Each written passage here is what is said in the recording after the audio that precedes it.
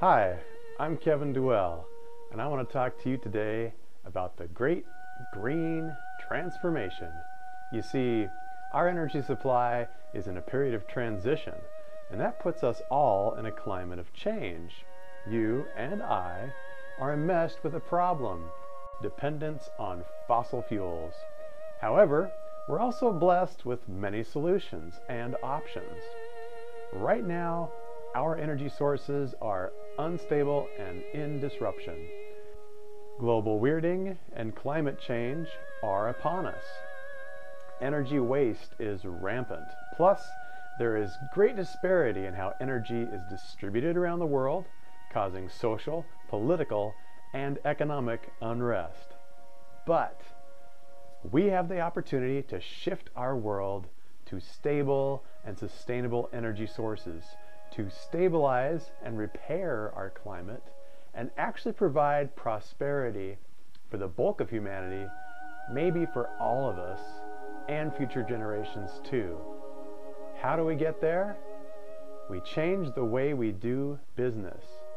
We craft a world that enlightens our lifestyles, elevates our elegance, and enhances our effectiveness, while delivering a decent standard of living to those in emerging economies. This is an enormous challenge. It's also an incredible opportunity. The first step: balance our budgets. Our energy budget is out of whack.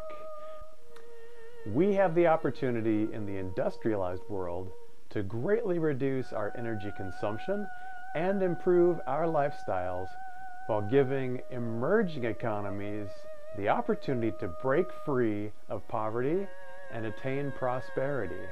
To achieve this, the United Nations proposes caps on individual energy consumption and carbon dioxide output. At these levels, the vast majority of humanity could enjoy prosperity while stabilizing our climate. This is our challenge. Currently, citizens in industrialized nations use much more energy and produce much more carbon dioxide than those limits. How do we get back in budget?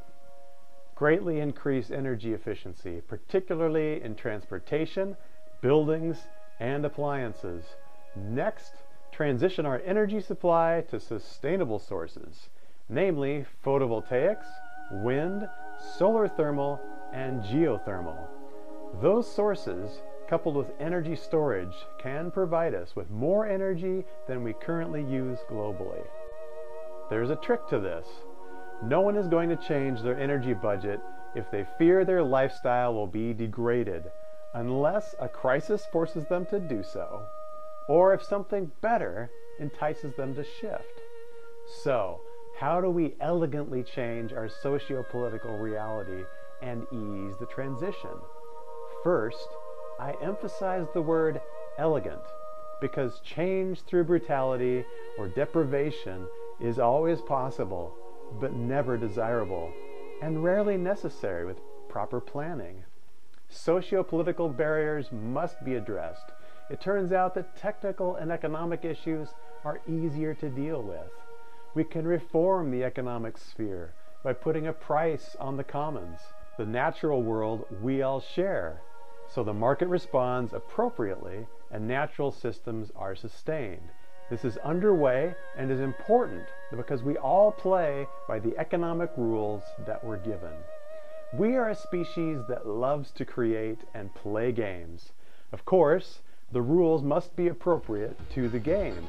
Sports illustrate this perfectly. It's absolutely appropriate in football to tackle the quarterback. But if you're playing baseball and tackle the pitcher, you're in trouble. Economic rules guide our behavior just as in sports. It's just another game, but with higher stakes. If you want people to behave differently, to play a different game, you just change the rules.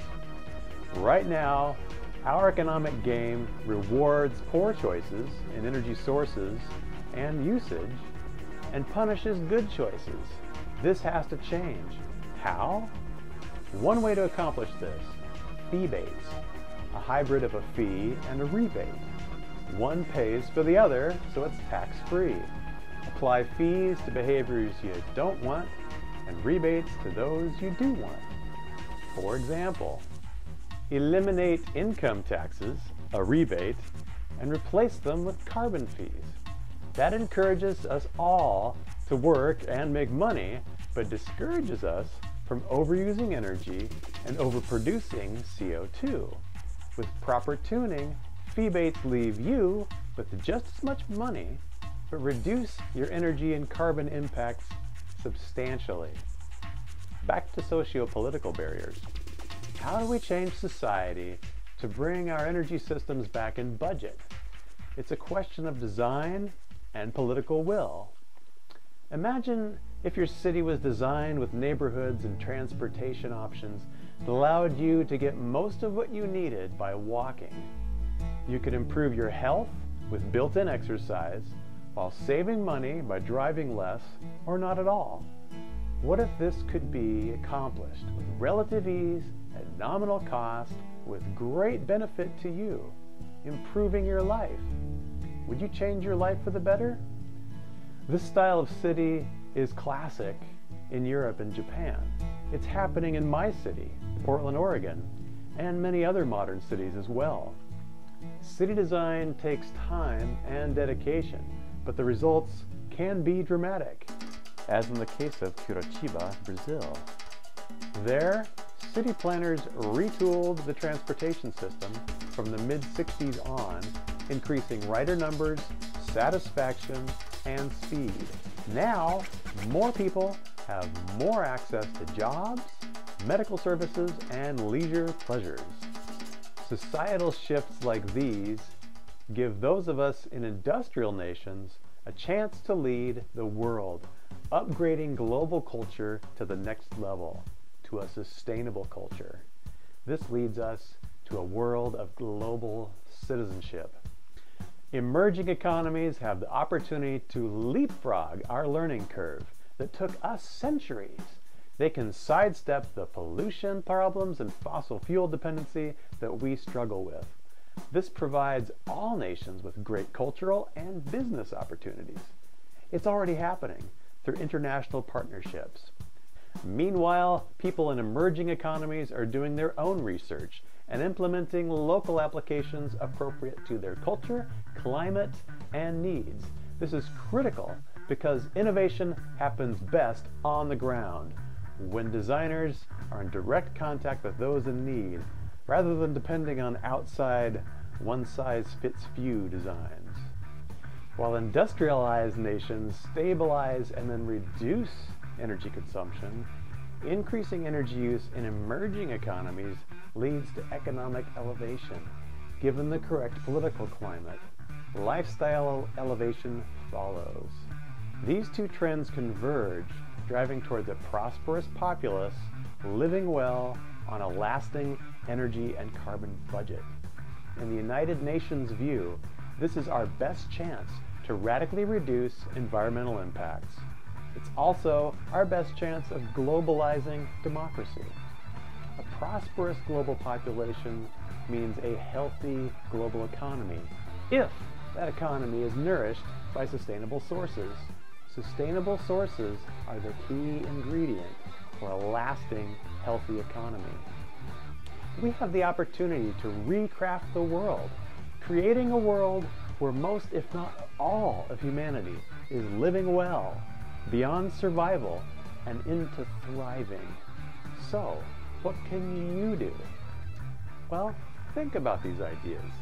Talk to your friends about them. Hit the like button on Facebook or YouTube so others will find this video.